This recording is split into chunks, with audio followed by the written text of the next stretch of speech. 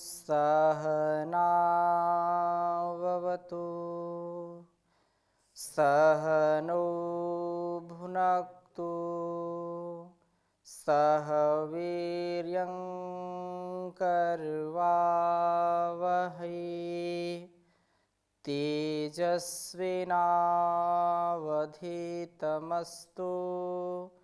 मा विद्विषावहै। ओम शांति शांति शांति। वैदिक जीवन पद्धति की इस कक्षा में पुनः आप सभी श्रोताओं का, दर्शकों का पुनः हृदय की गहराइयों से हार्दिक स्वागत है, अभिनंदन है। विगत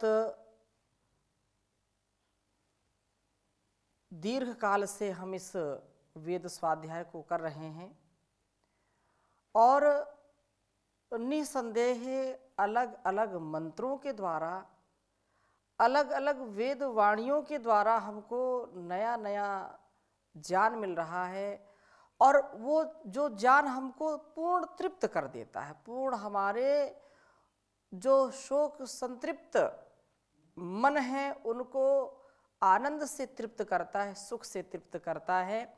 हम इस तृप्ति का अनुभव करें।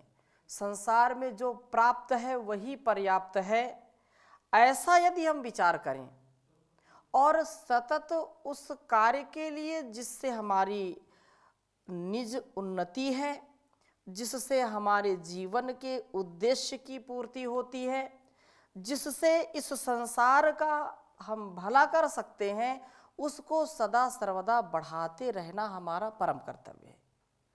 संकीर्ण विचारधारा से, संकीर्ण कामनाओं से हम संकीर्ण हो जाते हैं, छोटे बन जाते हैं। संसार उस परमात्मा ने बनाया है, उस परमात्मा का ये सारा निराकार जो आकार रहित जो आकाश है उसी का बनाया है और चित्र विचित्र जो पृथ्वी है, जो ग्रह नक्षत्र हैं, उनको भी वही रचने वाला है, वही बसाने वाला है। तो यह परमात्मा की बड़ी कृपा हमारे ऊपर है। हम अहंकार के वशीभूत होकर के जीवन को दुख में बना लेते हैं। जीवन जीने का जो आनंद है उस आनंद से वंचित हो जाते हैं। क्यों? क्योंकि हम अपने जो घेरे से बाहर नहीं जा पाते। अपना एक हमने दायरा बना लिया, संकीर्ण विचारधारा बना लिया और छोटी छोटी बातों में ईर्ष्या, द्वेष, छल, कपट, राग, द्वेष की यह जो अग्नि है उसमें हम झुलसते रहते हैं। मेरा मुझ में कुछ नहीं, जो कुछ है सब तोर, और तेरा तुझको सौंपते क्या लागत है मोर। हमने अपने संसार के लिए, अपने शरीर के लिए कुछ बना नहीं सकते, वो तो उसी की व्यवस्था में सब कुछ मिल रहा है। तो हम उसके प्रति कृतज्ञ रहें और जो कुछ भी मिला है उसमें तोड़ मोड़ की हिलोर नहीं होनी चाहिए, उसमें बांटने का सामर्थ्य होना चाहिए, बांटने का उत्साह होना चाहिए। और आज के वेद मंत्र में हम यही शिक्षा पाएंगे। यही हमारे लिए आज का यह जो ऋग्वेद के प्रथम मंडल के 122वें सूक्त के 8वें मंत्र में ये बात कही है कि हम अपने जीवन को कैसे सुंदर बनाएं और जो कुछ भी धन संपत्ति के रूप में हमको मिलता है उसको हम मिलजुल करके उसका भोग करें, उपभोग करें, त्याग की भावना से उपभोग करें। तो वेद मंत्र मैं पहले लिखता हूं, फिर चर्चा करूंगा। ओम अस्य स्तुषे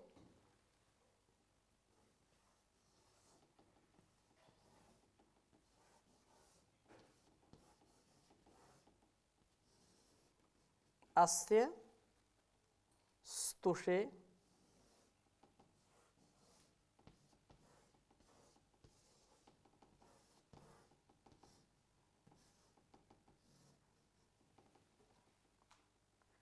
महिमघस्य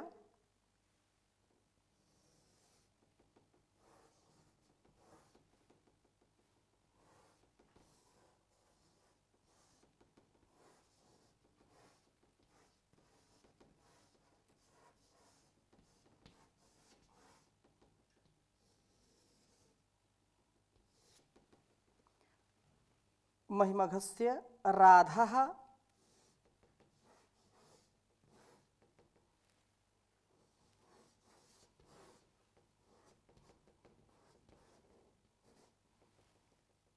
सचा।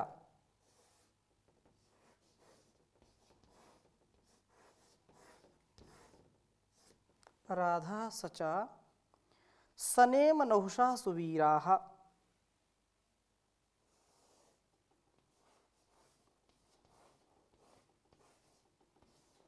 सनेम नहुषः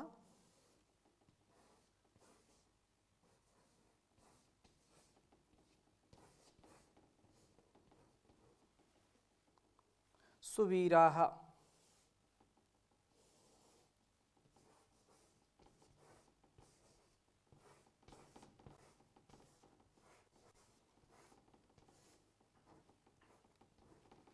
सुवीराः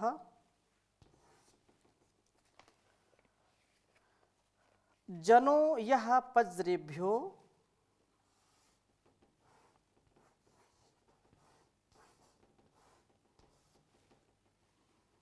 जनो यः पज्रेभ्यो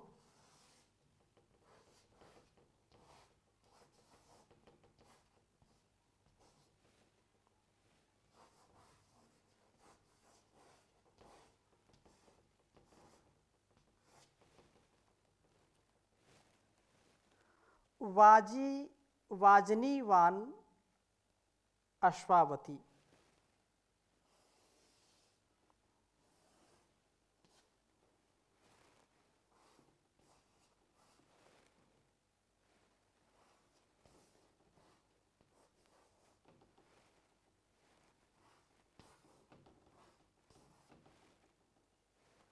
वाजनीवान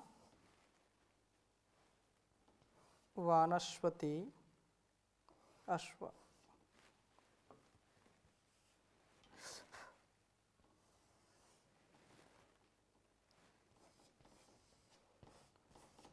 वाजीवान अश्वावती अश्वावतो। वाजीवान अश्वावतो रथिनो मह्यम सूरिः।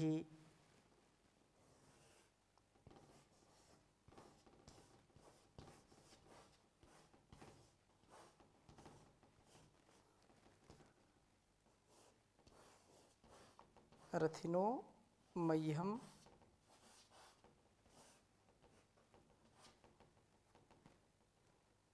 सूरिः।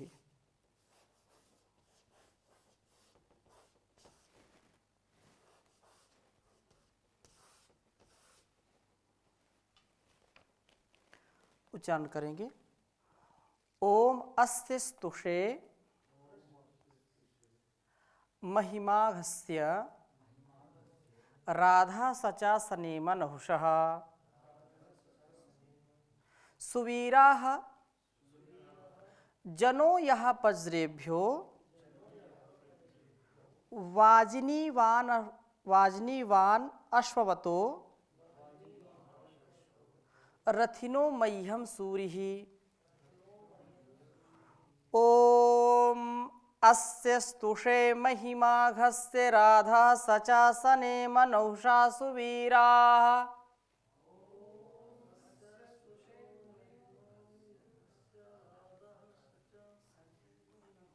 सुवीराः जनो यः पज्रेभ्यो वाजिनीवानवश्ववतो रथिनो मह्यम सूरिः। जनो यः पज्रेभ्यो वाजिनीवानवश्ववतो रथिनो मह्यम सूरिः। मंत्र का अभिप्राय।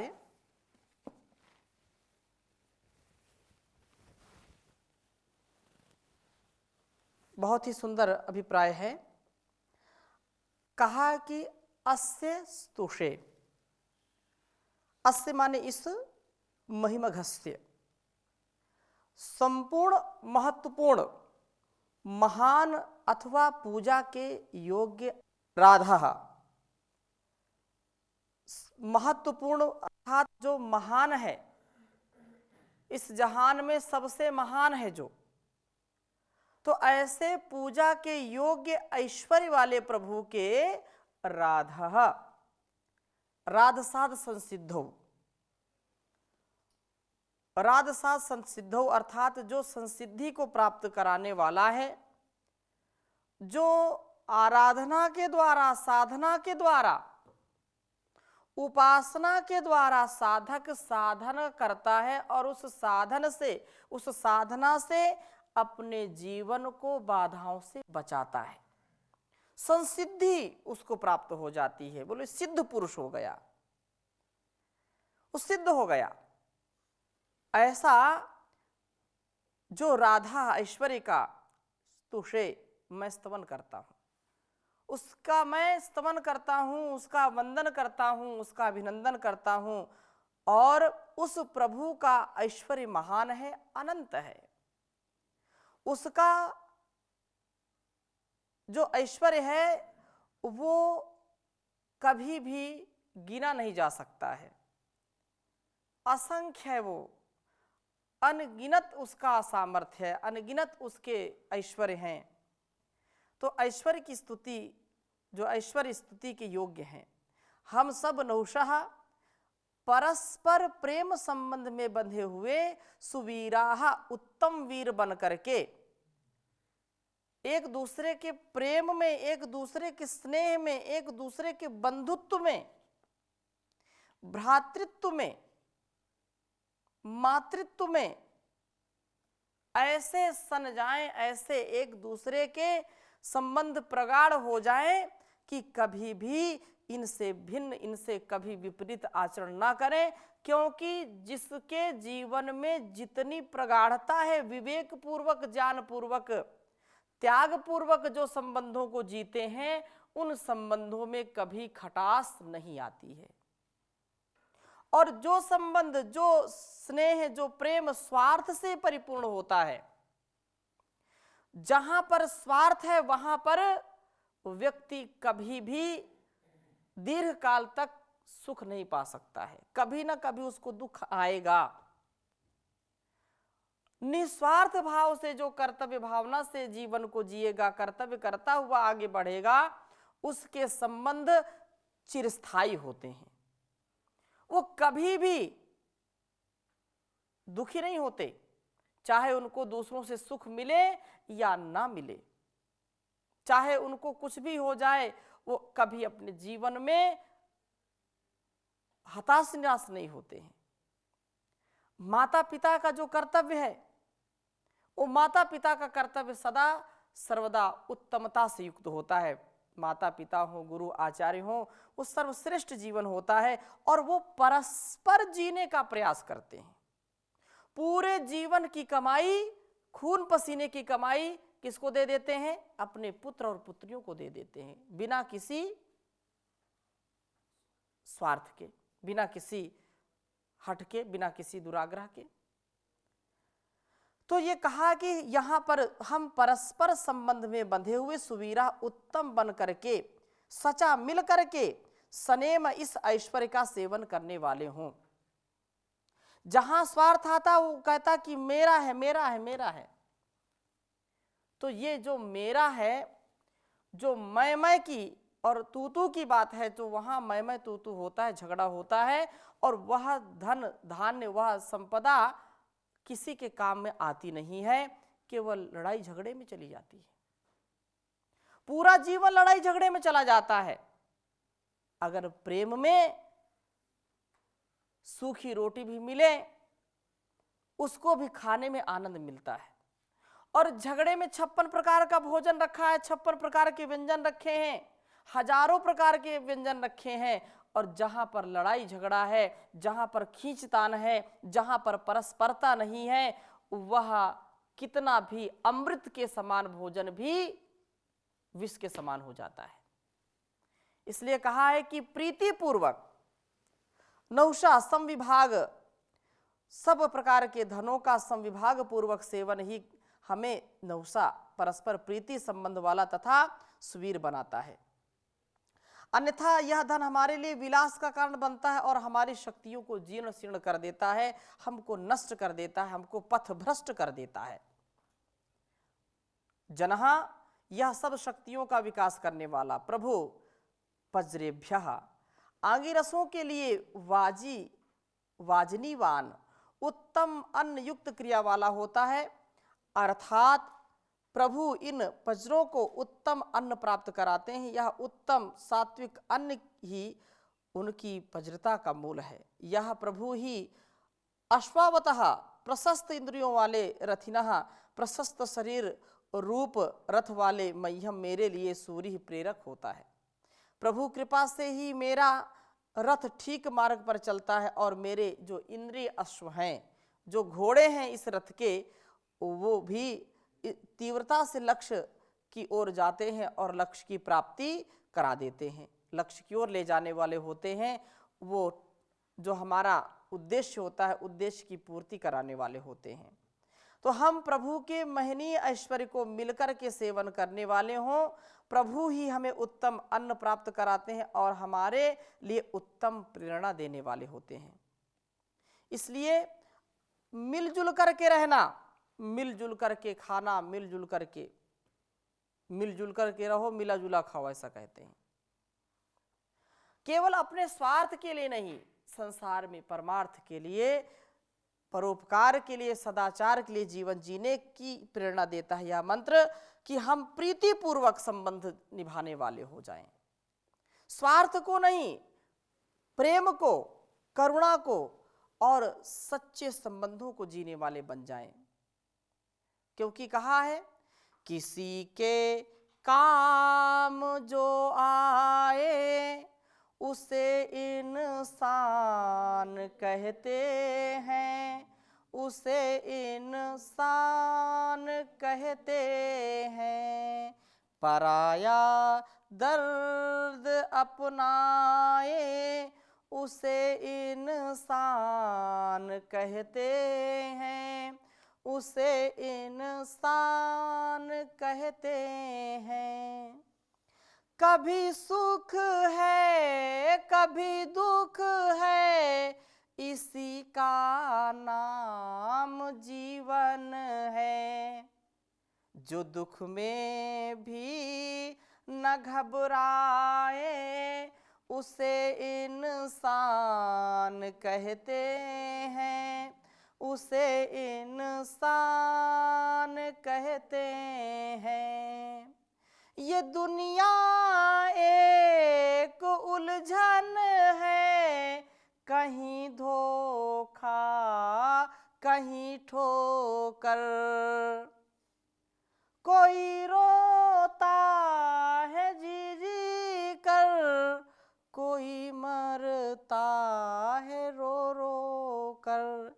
ये संसार में कभी रोना कभी धोना, कभी कुछ होता रहता है। लेकिन बात क्या है, ये दुनिया एक उलझन है, कहीं ठोकर कहीं धोखा। जो गिर कर के संभल जाए उसे इंसान कहते हैं, उसे इंसान कहते हैं। अगर गलती रुलाती है तो यह राह भी दिखाती है। जो गलती कर के पछताए उसे इंसान कहते हैं, उसे इंसान कहते हैं। अकेले ही जो खा खा कर सदा गुजरान करते हैं, यूं भरने को तो दुनिया में पशु भी पेट भरते हैं। पथिक जो बाँट कर खाए उसे इंसान कहते हैं, उसे इंसान कहते हैं।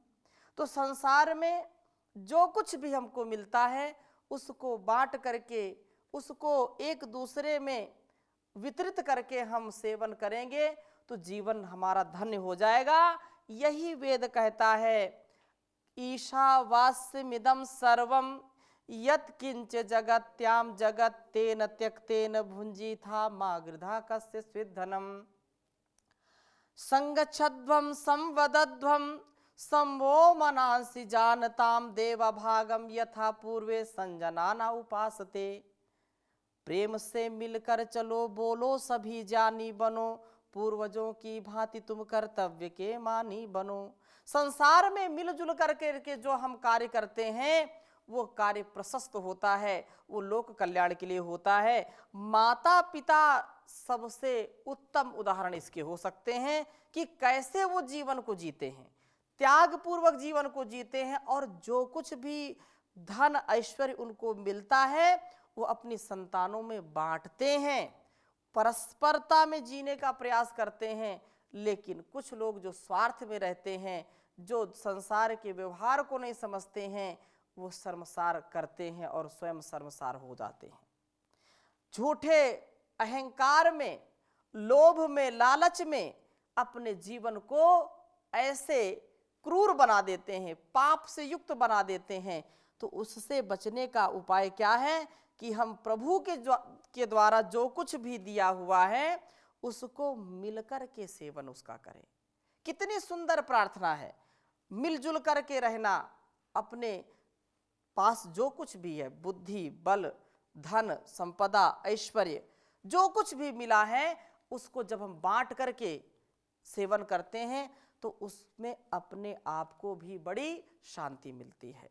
कोई व्यक्ति बहुत भूखा है और आप भी भूखे हैं, आपको भोजन मिल गया, उसको भोजन नहीं मिला, आपने परस्परता को ध्यान में रखते हुए उसको भोजन खिला दिया तो उसका लाभ तुरंत आपको मिलता है, मन प्रसन्न हो जाता है, एक एक कोशिका में उत्साह आता है कि मैंने किसी के लिए कम से कम भोजन का प्रबंध तो कर दिया। वहीं पर कोई दूसरा व्यक्ति किसी की थाली को छीन करके, किसी के भोजन को छीन करके खा जाता है तो वो कभी भी प्रसन्न नहीं रह पाता, वो उसको बार बार ग्लानि आती है, बार बार उसकी आत्मा उसको दुत्कारती है कि तूने ऐसा काम क्यों किया। तो संसार में जो मिलजुल करके रहने में आनंद है वो झगड़े में, लड़ाई में, राग में, द्वेष में, छल में, कपट में वो बिल्कुल नहीं है। इसलिए हमको माता पिता के प्रति भी कृतज्ञता पूर्वक जीवन व्यतीत करने का स्वभाव बनाना चाहिए। अब छोटी छोटी बातों पर यदि हम घरों में देखते हैं तो इतना विवेक ना होने के कारण, इतना ज्ञान ना होने के कारण बच्चे भी माता पिता से दुराग्रह करते हैं, हठ करते हैं और वो डिमांड करते रहते हैं। माता पिता चाहे किसान हो या छोटा मोटा कोई व्यापार हो, तो वो जितना जितना जिसका स्तर होता है उतनी उतनी उसकी डिमांड होती है। एक बेटा अपने पिता से जिद कर रहा है कि मैं जब विद्यालय जाता हूं तो लोग मुझको चिढ़ाते हैं, सब तो 4 पहिए से आते हैं, कोई मोटरसाइकिल वीआईपी मोटरसाइकिल से आते हैं, मेरे पास साइकिल है टूटी सी, मुझको अब विद्यालय नहीं जाना, मुझको मोटरसाइकिल चाहिए, आज ही चाहिए। पिता कहता है ठीक है व्यवस्था करेंगे, आज चले जाओ, कुछ दिन में कर देंगे व्यवस्था। ठीक है, 2 दिन का अवसर दे दिया, फिर 2 दिन बाद मोटरसाइकिल नहीं आई, फिर उसने जिद किया कि आज तो मोटरसाइकिल के बिना मैं विद्यालय नहीं जाऊंगा, मेरे साथी मुझको चिढ़ाते हैं, मुझको पता नहीं क्या क्या कहते हैं और आप मुझको मोटरसाइकिल ला करके नहीं दे रहे हैं। पिता दुखी हो गया, अब उसके पास कोई उत्तर नहीं था। उधर वो भी क्रोधित है, घर छोड़ने के लिए तैयार है कि मैं विद्यालय नहीं जाऊंगा, घर छोड़ दूंगा, और उसने गुस्से में घर छोड़ करके जाने का निर्णय कर लिया। जल्दबाजी में उसने जूते पिता के पहन लिए और वह प्रस्थान करने लगा। और दूरी गया तो उसको कुछ पैरों में असहजता महसूस हुई, परंतु अब घर से चुपचाप आया है चोरी करके कि अब नहीं जाना घर वापस, तो वापस भी नहीं आ सकता। और आगे गया तो उसके देखता है कि जूते के तल्ले बिल्कुल घिस गए हैं और कंकड़ पत्थर वो चुभ रहे हैं। फिर मन में आया वापस जाऊं, फिर हिम्मत जुटाया नहीं वापस नहीं जाना, डांट पड़ेगी। फिर आगे बढ़ गया और बस स्टैंड जाते जाते उसके पैरों से खून निकलने लगा। उसको पिता की क्या स्थिति है उसका अंदाजा उसने लगाया और बैठ करके रोने लगा, विचार करने लगा कि जिस पिता ने पाल पोस करके मुझको बड़ा किया और इतने वीआईपी विद्यालय में, मॉडर्न कॉलेज में मुझको भेजा, अपना पेट काट काट करके अपने जूतों के लिए भी उसने पैसे नहीं जुटाए, मुझको पढ़ा रहा है और मैं घर छोड़ करके जा रहा हूँ। वापस आया और पिता के चरणों में गिर गया। यह संसार ऐसा ही है, त्याग से, तपस्या से ही जीवन हमारा महकता है। हम सदा सर्वदा परस्पर ज्ञानपूर्वक कर्म करें और जो कुछ भी उस परमात्मा से मिला है, रूखा सूखा खाए कर ठंडा पानी पियो, देख पराई चूपड़ी मत ललचावे जीव, ऐसी जो कहावत है हमको उससे सीख लेनी चाहिए। और माता पिता, गुरु, आचार्य और बड़ों के प्रति सदा आदर का सम्मान रखना चाहिए। जो कुछ भी मिला है उसी में पूरे परिवार को, संसार को आनंदित करने का प्रयास करना चाहिए। तो आगे बाकी हम चर्चा अगली कक्षा में करेंगे। अभी यहीं पर विराम देते हैं। ओम शांति शांति शांति।